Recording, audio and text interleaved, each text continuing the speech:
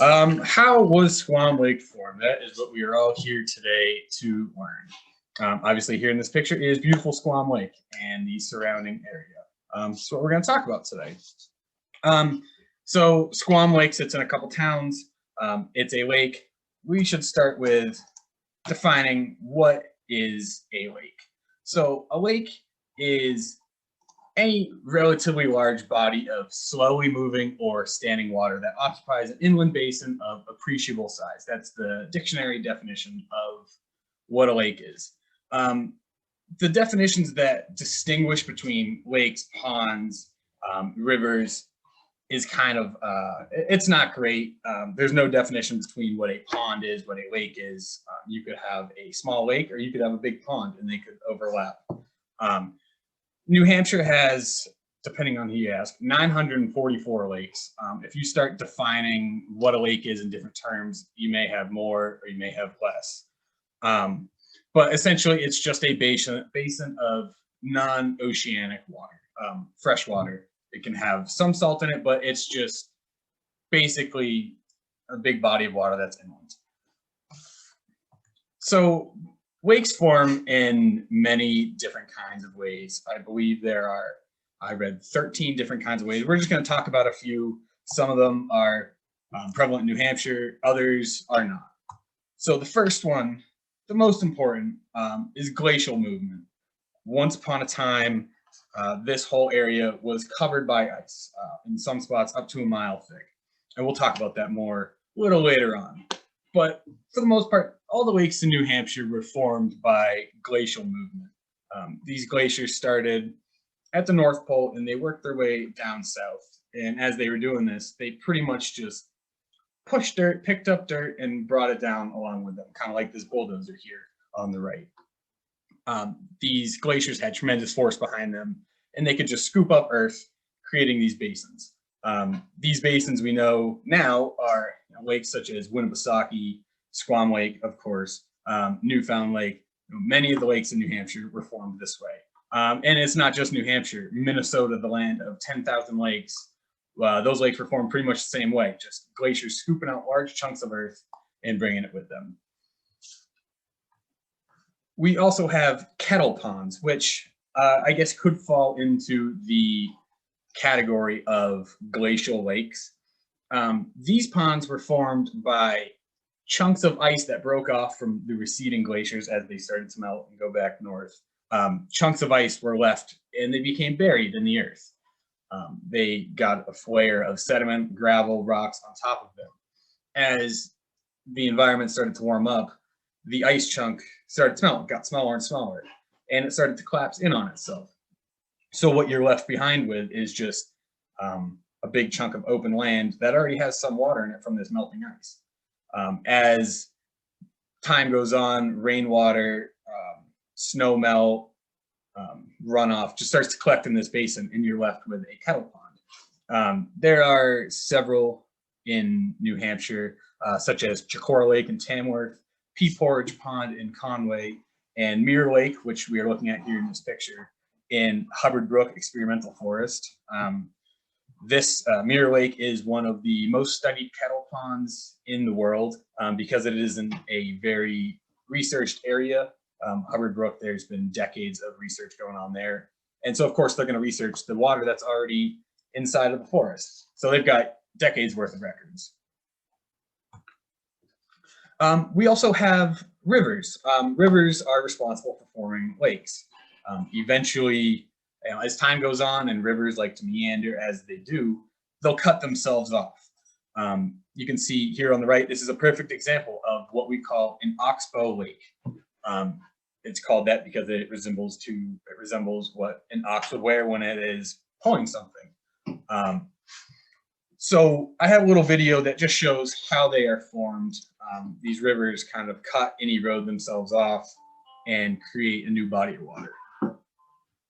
So this is from a river in Peru in the Amazon basin.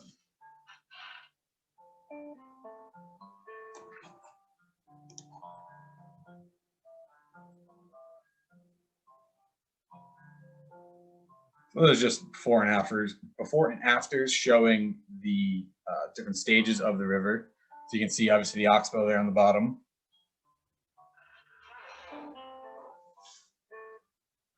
And that just happened in this particular river over the course of only a few decades.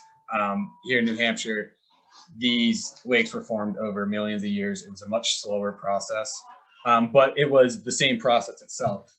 Water moves faster around the outside of turns, therefore eroding more and more. And as it bends, it cuts further and further. And so it will cut into itself, eventually making this little oxbow cutting itself off. So an example of this is Horseshoe Pond in Concord, a very fitting name, as these oxbow lakes are typically a U or a C shape, like we see here in this picture.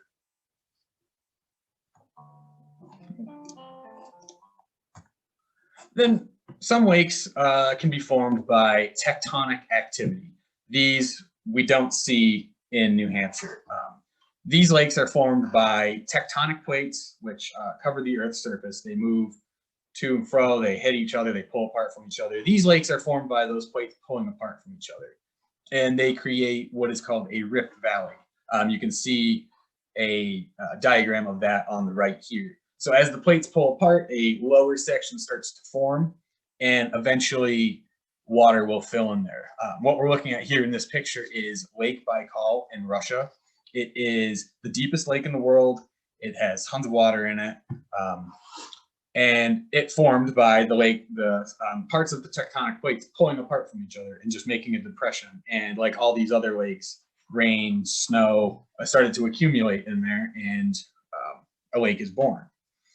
This is also how Lake Tahoe in western United States was formed. And then volcanic activity. These pictures, the one on the left is Crater Lake in Oregon. And it was caused by an old volcano erupting. And then because it had ejected all the material that was holding itself up, it collapsed in on itself. So what we're looking at is a caldera that is flooded. It created a perfect basin for water to collect in. We see this mostly in areas that have tall volcanoes. But once upon a time, and we'll talk about this a little later on, New Hampshire was, there was volcanic activity going on here. So there are some lakes that are volcanic lakes, like Danhole Pond in Ossipee on the Ossipee Mountains, which is the Ossipee Ring Dike. It was once a volcano millions of years ago. So this is one way lakes are formed. I have a question. Okay. So landslides. This one hits a little close to home. Landslides create natural dams in rivers, and therefore it causes a backup in water, and a lake will start to form. So this picture here on the left, I'm sure some of us may recognize it. It is Profile Lake in Franconia Notch.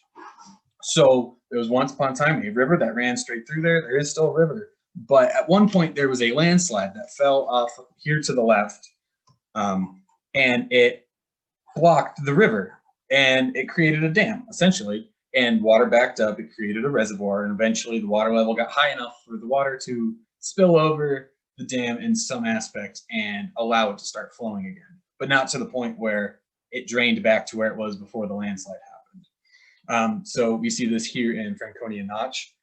This picture here on the right is from a landslide in Tibet. The bottom picture is 2003 and the top picture is 2004. There was a landslide here on the right. You can see where I'm circling with my mouse. And that backed up this river that was flowing through the mountains. So you can see here, this is where the dam started. The natural dam started. And you can see the backup of water. This happened within a year. This had big effects on the people that lived there because their water source it was abruptly changed, whereas Profile Lake had been here for millions of years. It happened a long time ago, so it wasn't directly affecting humans, whereas here in Tibet, it had a bit more profound effects. And just to round it off, there are man-made lakes. Humans like to alter their environments, and creating lakes is no different. We do that as well. This is one of the most famous examples is Lake Mead in Nevada, which was created by the Hoover Dam. This dam was created to tame the wild Colorado, and I guess they sure did that. So they created this huge lake to dam up the water. Essentially, like I said, with the landslide, it just created a reservoir. This lake was not here, and then it was one day. So humans are not exempt from creating lakes. This is the newest way that lakes are being formed. All the other ones have been happening for millions of years and probably will continue for another million years as humans will continue to build lakes as well. So now let's bring it a little more local. We'll talk about the lakes region here. The lakes region in New Hampshire is comprised of 4 main lakes. So we have Lake Winnipesaukee, Newfound Lake. So this big one here is Winnipesaukee. We have Newfound, which is the deepest in the state. We have, I believe this is Winnisquam. And we have Squam Lake, where I am sitting right now and looking at. So just some facts about Squam Lake and Little Squam Lake, which together make up the Squam Lakes. They're 2 of the same. So Big Squam Lake, it's almost 7,000 acres, 6 miles long at its longest point, and 4 miles wide at its widest point. Little Squam Lake, just down the road from here, is 408 acres. It's 2 miles long and 1 mile wide at its widest points. Their depth is pretty similar. Squam Lake is 99 feet. Little Squam is 84 feet. That depends on who you ask, where you measure, what the water level is like at that point. But these are pretty average year to year. Squam Lake has 61 miles of shoreline, whereas Little Squam has 4.3 miles. And these numbers seem unfathomable to me when I researched it, found these numbers. Squam Lake holds 74 billion gallons of water. Little Squam holds 3 billion gallons of water. That seemed like a ton of water. How could this body of water that I'm looking at hold that much water? But to put it in perspective, I did find some numbers. The Atlantic Ocean holds 82 quintillion gallons of water. That is a number with 20 zeros. So I guess 74 billion gallons isn't that much water in the grand scheme of it. I believe all the oceans together have 352 quintillion, 670 quadrillion gallons of water. I can't even comprehend that. I mean, you can look at a map and see the oceans, but the oceans are deep. That doesn't sum it all up. So 74 billion gallons, grand scheme, not that big. But I thought that was interesting. Figured I'd throw that fact in for you. So where does the water in Squam Lake come from? We'll talk about this a little more in the next slide. But it's there are several springs underneath of the lake that feed into it. The 2 lakes are connected by a small channel that doesn't have much current to it. And the total drainage area of the 2 Squam Lakes, Big Squam and Little Squam, that drains to the dam in Ashland is 57.8 square miles. That's a pretty good chunk of land or chunk of water to drain through one area. Eventually it makes its way down into the Atlantic Ocean.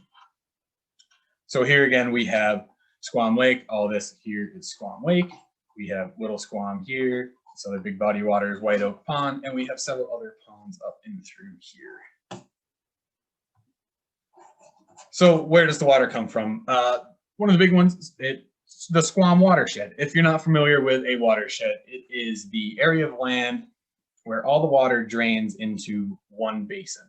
So this green line around the outside of the lake here on these ridges is the Squam Watershed. So all the water within this green area will drain into the lake, into the river. It's one big basin. So if I were to stand over here, about 10 feet on this side of the green line, and I poured a bucket of water, in theory, it's going to make its way into the river. If I stand 10 feet on the other side of it, or sorry, it'll drain into the lake. If I stand 10 feet to the other side, it'll theoretically drain into the Pemigewasset River. So just that little, it's pretty much the ridges that divides the watershed. So all the water that falls on this side of all the mountains will drain into the lake. Some other sources of the water would be White Oak Pond, which drains into Squam Lake. There's Barville Pond, Intervale Pond, Casumpe Pond, and Owl Brook. And as I mentioned on the last slide, there are several springs. Fortunately, I couldn't find a map of where exactly these springs come up into the lake, but this lake is spring fed, so just there's bodies of water underneath the lake that feed up into the lake itself.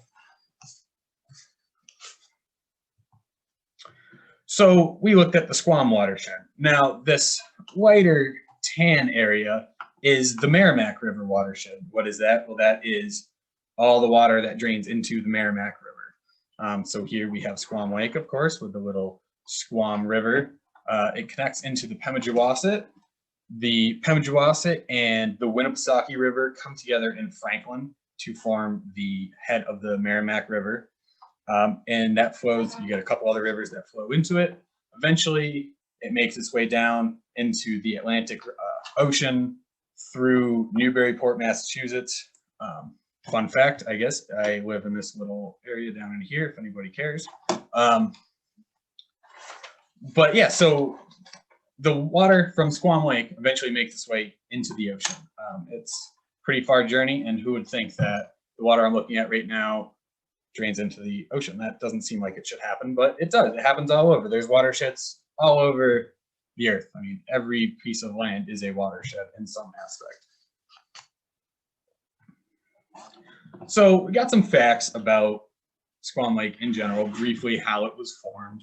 But to really get an idea of the big picture, we have to take a step back in time and talk about how this area in general was formed. So we're looking at some of the White Mountains. This is the Franconia Ridge taken from the Cannon side of the area. It's very old. The White Mountains, what we were just looking at, it's part of a larger mountain chain called the Appalachian Mountains. I'm sure everybody has heard that before. There's a pretty famous trail that runs through it pretty much the whole way from Georgia to Maine. This mountain chain has a very complex past. It's very old. There were three main events that kind of prompted these mountains to build. 3.5, I guess, if you want to call it that, which we'll get into.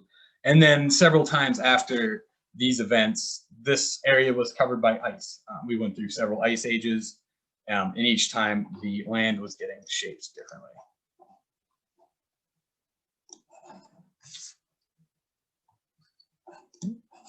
All right, so the first event, we're going to go real far back in time, was called the Taconic Arogyny. It happened about 440 million years ago. And just a little background on what is an orogeny, because I'm going to use it in the next few slides. The definition is a process in which sections of the Earth's crust is folded into formed bilateral compressions to form a mountain range. So essentially, it's just an incident where two land masses slam together and mountains are formed. And we had several events that caused them. There were many little ones that happened in the course of Earth's history all over. There were many little ones that happened where we are, but I'm just going to talk about three major ones.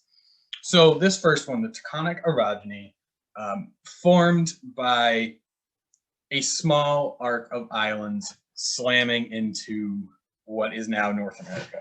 So way back 440 million years ago, the Earth was much different than it is now. Only a small bit of North America existed at that point, and that area was called Laurentia. And then across what is now the Atlantic Ocean, but was then the Iapetus Ocean, was this giant landmass called Gondwana, which comprised of South America, Africa, Antarctica, Australia, and I believe India. It was just this giant glob of land that stuck together. And as we know now, the Atlantic Ocean is spreading. But back then, it was coming together. It was shrinking. So that shrinking was essentially a conveyor belt for land from the Africa side of things, the Gondwana side of things, to hit into North America or Laurentia. So in that process, you can see it here in this middle picture, there was this little tiny island arc that in that conveyor belt of these two continents coming together got pushed up underneath. This caused the Taconic Mountains, which unfortunately this picture is a bit blurry, but where is the T? So on a bit of New York, Western Massachusetts, Connecticut, and Vermont, there's still remnants of it. The Taconic Mountain Range. They're still available today, or you can still see them today. This was the first main event of the White Mountains forming millions and millions of years ago. So then a couple million years passed, which in the grand scheme, not that long, about 60 million years. We had the Acadian Aragony, which again was just another event of land masses slamming together. This one involved a small piece of land called Avalonia. Avalonia is this little strip of land here. You can see that what is now Connecticut, Rhode Island, Massachusetts, New Hampshire, Maine, New Brunswick, Prince Edward, Newfoundland, Ireland, the UK, France, Belgium, Europe, chunks of Europe were involved. That came over. If you look here on this map, you can see all those years ago that wedge of land was lodged into what is now Africa and South America. It was wedged in between. Eventually it broke apart. It was free floating in that ocean that separated the two continents. And it slammed into what is now the east coast of North America. This created the Avalonian range, which got eroded for the most part. But it is said at one point that the mountains that were formed from this event rivaled the Alps. They were thousands of feet high. They were steep. They were jagged. They were rough mountains, and they were huge. But in the years that followed that, it went through a rate of erosion of about 2 feet per 10,000 years. And if I did my math correctly, I believe that that's about 2,000 feet every million years. So you can see when we're talking about a time scale of hundreds of millions of years that these mountains would really get chipped down and erode down to kind of what we see now. I couldn't imagine looking out and seeing a mountain that was 14,000 feet where now there's a mountain range that's 2,000 feet. It'd be very cool, but that's obviously not the way things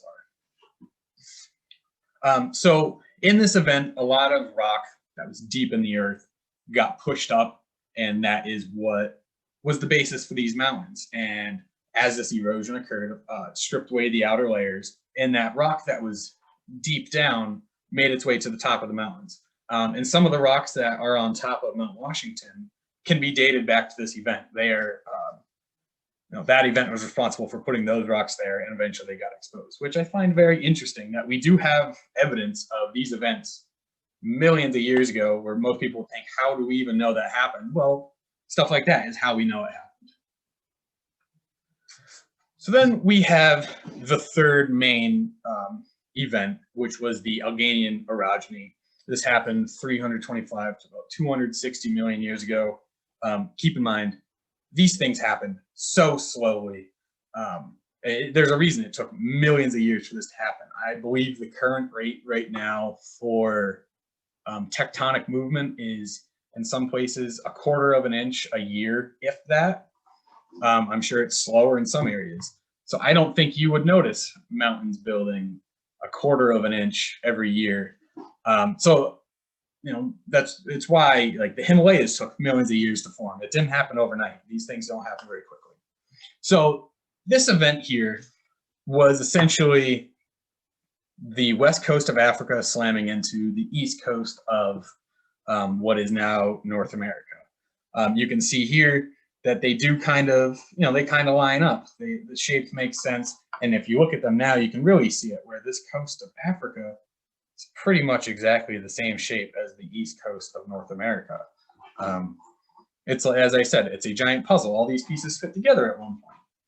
So as these two land masses collide, again, we had another mountain building event. All this land was pushed together and it was pushed up. Once all these pieces came together, we finally had Pangaea, which I'm sure some people have heard of Pangaea, but it was the period of time, it was the landmass of all the current continents stuck together. It was just one giant landmass. If you can imagine all those pieces put together, what that would look like. And I can actually help you. So I have a video of what Pangaea looked like. So this right here, I can get it back a few seconds. So that is what Pangaea looked like when it was all stuck together. You can see again the puzzle pieces of everything fitting together nicely. You can still see this today. So Pangaea, this giant landmass, started to break up about 145 million years ago. And you can see how it did it. Everything pulled apart, and it's going to eventually ease back into how the world is oriented now. But the thing we're really going to focus about is this little split right here between Africa and the east coast of North America. So as this happened, volcanoes started to form as this landmass was ripped apart. The earth was broken. Magma started to make its way up because it, you know, that's what happens when it is exposed, when land is ripped apart. So when that happened, we started to have volcanoes that formed. As I said before, a lot of the White Mountains, it was formed, yes, by the collisions, but really it was volcanic activity that was responsible for some of it now. And if you look here at this map here in the middle, this is a geologic map of New Hampshire right now. And all these yellow spots are these magma intrusions that have made their way out, old volcanoes. This one right here, just south of Conway, the Ossipee Mountains, which we have here on the top right. And you can see where, if you think of a volcano, they're typically round. And that's what we have here. You can see where they, you know, it's circular. It's an old volcano. To the left of it, we have Red Hill over in Moultonborough, which if you've been on Squam Lake, you've seen it. It's this little circle here, which was also formed the same way. So as I talked about with the volcanic lakes, they were formed by the volcano collapsing in on itself when it lost all its stability. That's what happened here with the Ossipee Mountains, Red Hill, this little, I don't know the exact name for this landform, but in, well, or I guess Mount Tuckaway right there. You can see the perfect circular shape of this once volcano that collapsed in on itself. Other places you can see it are on Kearsarge North, Mount Hale, South Moat Mountain, and in Ossipee with the Ossipee Mountains or the Ossipee Ring Dike. Some of the evidence for this happening, how we know that these volcanoes existed other than their aerial shape, was columnar basalt. So basalt is hardened magma. It's really, really hard. It's really tough to erode. It's still there, whereas all the other material that was involved with the volcano got eroded away. So if you were to visit Mount Ossipee or Ossipee Mountain, you would see this columnar basalt. It's got a hexagonal shape. It's black. It looks old because it is old. And that is the remnants of the magma from the volcano.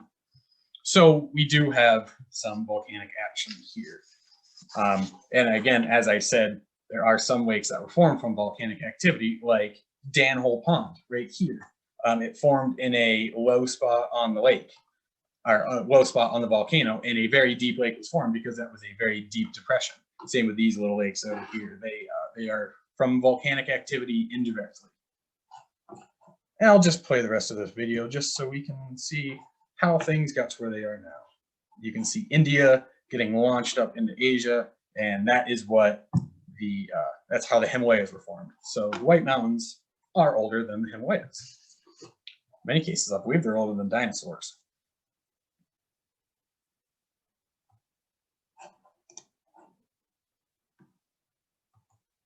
All right, so now the mountains are here, but they were not in their final form. So we'll talk about glaciers and how the glaciers shaped the area as well. Just to kind of set the scene, the last period of glaciation we went through started 2.5 million years ago. And throughout Earth's history, we have gone through these periods called glacials or interglacials. And the names are pretty self-explanatory. The glacials is when we had ice, when the ice was building. And then we had the interglacials, the periods in between the glacials, where there wasn't as much ice. So the last big ice event started about 2.5 million years ago with some little changes in there. So the last glaciation event that really had some ice building in this area occurred about 75,000 to 11,000 years ago. That was the period of, in general, the most ice, the last big period of that. But within that period, we experienced this time called the last glacial maximum, which, as the name suggests, it was the last time the glacial ice was at its maximum. That was when there was the most ice. And this happened about 15,000 years ago. Now, I may have said it earlier, but a lot of New Hampshire's lakes are about 15,000 years old. It's no coincidence. They coincide with each other.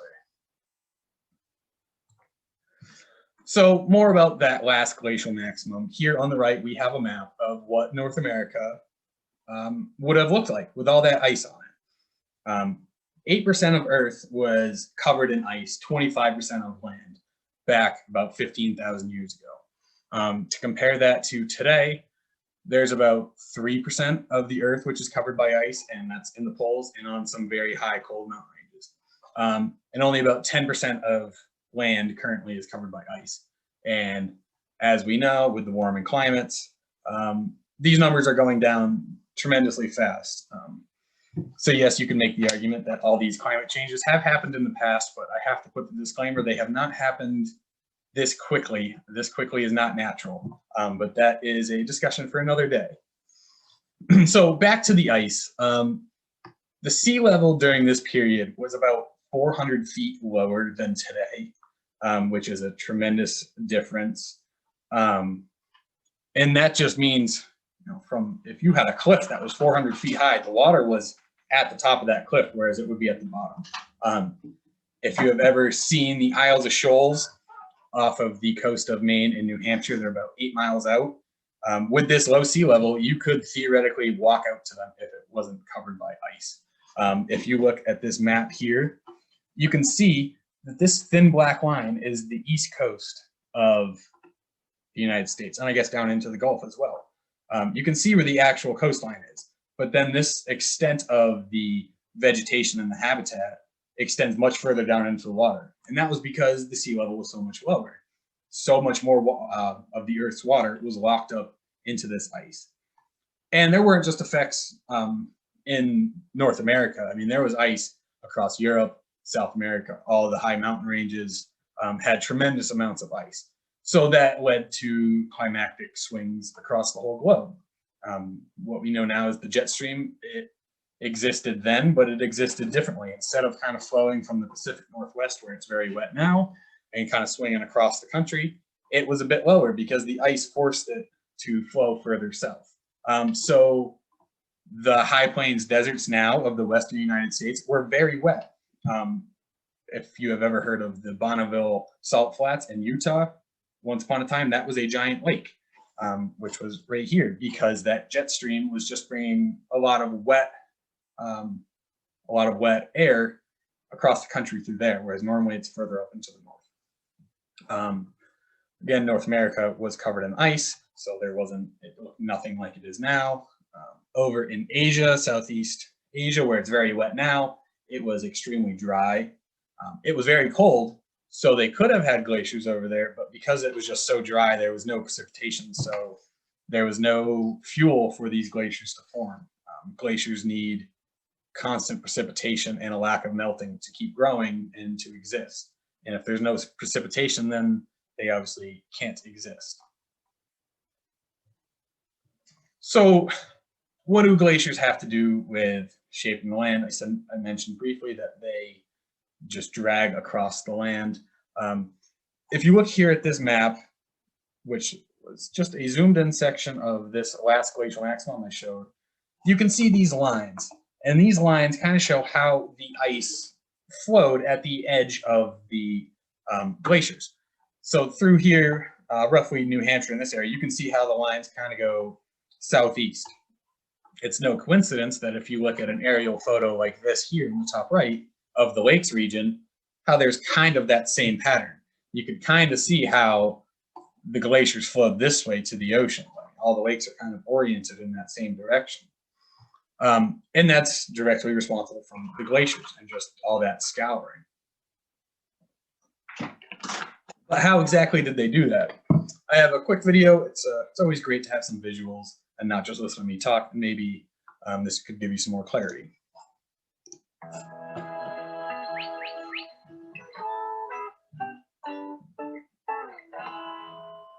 glaciers shape the landscape? Glaciers are frozen rivers of ice which have immense power. Glaciers are so powerful, they can carve huge chunks out of mountains as they flow downhill. This makes them one of the most powerful natural tools on our planet. Glaciers are sometimes called nature's bulldozer. Just like a bulldozer, glaciers shape the land in three ways. Firstly, glaciers pick up material. We call this erosion. Water flowing along the bottom of the glacier seeps down into the rock below. When it freezes, it opens up the cracks in the rock. This is known as freeze-thaw weathering. Then, as the glacier flows downhill, pieces of rock come loose and the glacier pulls them along with it. We call this placking. Ouch! These rocks and stones scrape along the glacier bed like sandpaper, taking more rocks and stones along for the ride. This is called abrasion. Secondly, the glacier transports this eroded material as it flows downhill. Some of it is hidden inside or at the base of the glacier where it can't be seen, but sometimes it is transported on the top of the glacier. This is why glaciers often look dirty. As the glacier flows down a mountain, it gets warmer and starts to melt. Just like a snowman, anything which cannot melt is left behind. As the glacier melts, the rocks and stones fall to the ground. We call this deposition. By now, this material is a tasty mixture of rocks, stones, sand and clay, known as glacial till. The melted ice turns into meltwater and flows downhill to join a river or lake. Today, glaciers only exist in the coldest parts of our planet, but during the last ice age, glaciers existed in the UK too. Although the ice has melted, they have left behind some awesome scenery. As our planet warms up, many of our amazing glaciers are melting fast. So grab your walking boots and head to your nearest glacier while there's still time to see nature's bulldozer in action. So that was, I think that's a pretty good video. It really kind of just sums up how glaciers are able to shape the land and how, as they pick up rocks, those rocks can really scour the earth. If you think about a mile worth of ice where you were standing and all the rocks that get picked up, that's going to be able to do a lot of work. It's going to be able to really scoop up some land and drag it through. So you can see how a big lake like Winnipesaukee was formed through those rocks just being dragged and the glacier being a bulldozer just pushing through.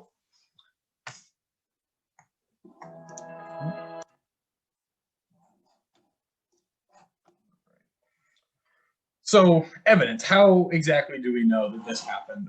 There's a few things.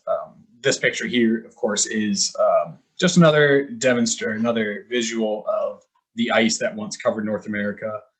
In here, there are a couple ice sheets. So we have the Laurentide ice sheet, which of course covers all of this. Interestingly, the Laurentide ice sheet was probably named after the Laurentia continent that was previously North America during all those mountain building events, because it's kind of the same land that was there. So along with that, you have the Cordilleran ice sheet, which is a lot of Western Canada, some of Alaska. You have the Inuitian ice sheet, sorry, I can't pronounce that one, which is all the islands up here in northern Canada. That's a sub ice sheet. And of course, the Greenland ice sheet over here, which is still going. So obviously not as much ice as there once was, but there is still ice. And the Laurentide ice sheet, which was all of this. So how do we know that there were all of these glaciers? One of the big things you can tell are glacial striations. I think everybody here has probably seen these, whether you know you've seen them or not. And these are just markings that markings in areas where the glaciers passed over. And as that video showed, the glaciers picked up little rocks and material from the earth that was underneath it, and they got dragged along. All that weight on top of these rocks dragged pebbles or big rocks or rocks of all sizes and just scraped the bedrock along the way. And that's exactly what happened here in these pictures. You can see that a rock, probably just a rock that may have been no bigger than my thumb, got dragged, and just with all that tremendous force, made this line. Typically, you're going to see these marks running from north to south, or kind of northwest to southeast, depending on where you are. And I say for the most part because there is no blanket statement with these type of things. There's not a one size fits all, but for the most part, that's how they're going to run. I've seen these on top of Rattlesnake, on top of much of the Squam Range, Mount Percival, Mount Morgan, and even here at the Squam Lake Association, I noticed the other day that there's a rock in our field, in our parking lot, that has these lines on them. So you can see the direction that these glaciers flowed. There's also these things called cirques. I think a lot of people have probably seen this one here on the left. That is Tuckman's Ravine on Mount Washington. And it is a cirque. These cirques exist all over the world. There's several in New Hampshire. And it's just, it's where the glaciers really kind of came down a steep section, kind of pooled up, and along the way they were grinding and just picking up all the land in this circular basin. It kind of followed the path of least resistance in the area and scraped the head walls down into each other, kind of like scraping a bowl, scrape off the sides. It's real thin on the sides. It starts to accumulate on the bottom. And that's what happened here. There's, I believe, 7 or 8 in New Hampshire, several in Maine. There's a lot over in Europe. Anywhere where there are high mountains and glaciers, you'll see these. And then we have notches. Again, I think anybody from New Hampshire has probably seen a picture of this, at least. If not, been here. If you've never been here, highly recommend it. It's astonishing. But these notches are U-shaped areas where glaciers passed through. They're a bit different than, say the Grand Canyon, which was carved out by a river eroding down, and you can really tell that that's a river because of the steep edges. You can tell that this was from glacial activity because of the gentle U that's in through here. At one point in time, there was probably just a very small notch. The glaciers, which are frozen water likes to take the path of least resistance, so they nestled into that little notch. As the glacier kept coming, it kept advancing, it just scraped more and more and more of this land down, and it made its way down further and further gently in this nice gentle slope, and it made an easier way for itself to get through the mountains. You can see that there is a road running through it now. Humans followed the glaciers. Why go over the mountains when you can just go through them? That's exactly what the glaciers were thinking if they had thoughts. Why work harder when you can just work smarter and do a little bit of work instead of do a lot of work? Interestingly, notches is just a New England term. If you go out west, they would most likely be called passes. Some areas will call them saddles. Nonetheless, though, they are pretty much the same thing. But New Hampshire is really one of the only places that call them notches. So New Hampshire, you've got Crawford Notch, Pinkham Notch. There's several in the state. There's a couple in Maine. Again, these shapes are all over in glacial areas. And again, if you've never been up through here, this is Route 93. It's a real easy ride. Ride through, pull off at some of the rest stops, and just taking the views. It's amazing. And we have Glacial Erratics. What are these? Well, if you refer back to that video again, how rocks and material were plucked up from the bottom of the glacier or carried with the glacier.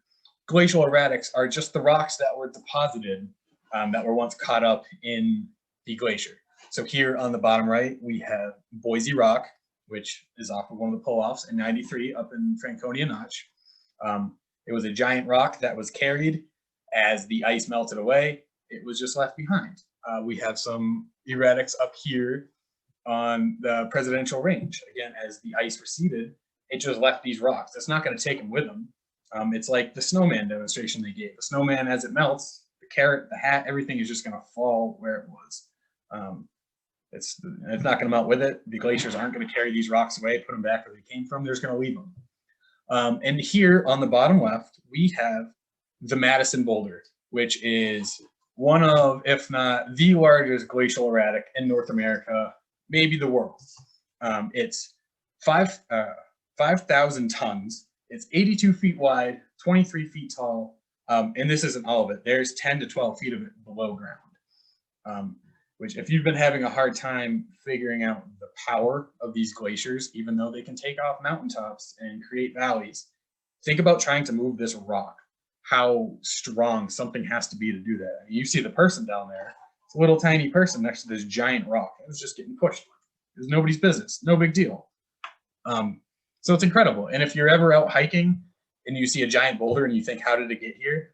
Well, it was probably put here about 15,000 years ago from a glacier. It just picked it up, carried it no problem, and left it wherever it wanted to. And anywhere where there was the ice sheet, so if we go back to this map, pretty much anywhere in here, you may find these giant rocks, and they're most likely from the glaciers. In some instances, you will see some striations from it.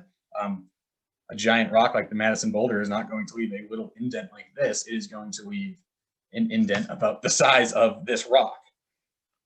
So it's pretty incredible. These glaciers are very powerful. There's a reason that they shape the land so well. And so I had a question about, let's see, how do I get this back to where it was? There we go. So I had a question about how far the ice sheets extended down to. And I think it's no better place to end this presentation than with where the ice ended. So if referring back to this zoomed in picture from the giant ice sheet picture I showed a few slides ago, you can see that this blue line is the edge of the ice sheet that once existed. And in that ice sheet, or in this blue line of the edge of the ice sheet, you have Long Island, some of these islands on southern Massachusetts, Nantucket, Martha's Vineyard. Well, how did they get here? Well, these are the end of the ice sheet. They were formed by all that material that was getting pushed by the glacier. You know, the glacier had to stop somewhere, and as it retreated, it didn't carry with it all the materials that it pushed. It just left them. So if you think of a bulldozer just scraping up this pile of dirt and then backing away, that pile of dirt is going to be right where it stopped. It's not going to take it with it. And that is exactly what caused this area. So we were relatively close to the edge of the ice sheet. But if you ever go to Long Island or Martha's Vineyard or Nantucket or even Cape Cod, you're standing at the edge of what was once a glacier. There was thousands of feet of ice where you were once standing, and it just came to an end. Where might you see this in your own yard on a much smaller scale? Well, right now I'm looking at a pile of snow that we plowed all winter. We plowed into this pile. Along the way, we picked up rocks, we picked up sticks, we picked up material. As the snow melted away, we're left with just a pile of dirt and rocks and material. And that's essentially a moraine, a terminal moraine, where the ice, or where the pile of snow ended and all this material accumulated. And again, that's what happened here. So all of these forces come together to shape this area. Squam Lake was dug out because of these giant glaciers. These giant glaciers carved out the White Mountains to what we know them as now. In my opinion, I would say that the glaciers are the MVP. Without the glaciers, things would be a lot different around here. We might not have lakes. We may have lakes just in different areas. The mountains may be extremely tall. We don't know because they happened and they're still happening. Fortunately, they're getting smaller, but as we've seen with Earth's history, they may come back in millions of years from now. So that is all I have. If anybody has any questions, I will open the floor for that. If you don't want to ask here, you can send me an email. You can hang around after once I stop the recording if you want to ask. Anything is fine with me.